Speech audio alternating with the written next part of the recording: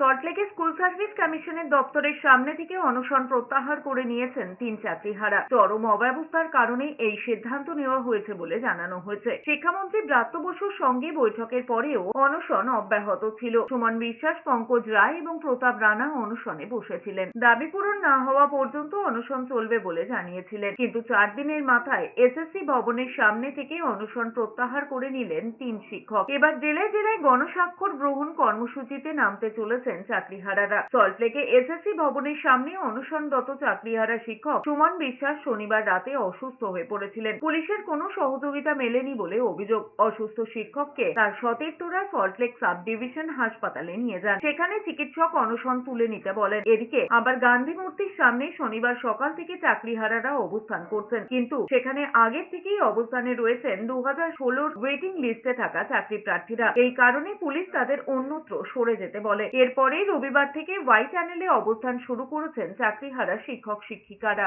আমরা স্থগিত করছি, প্রত্যাহার করছি না। আমরা আপাতত স্থগিত করছি।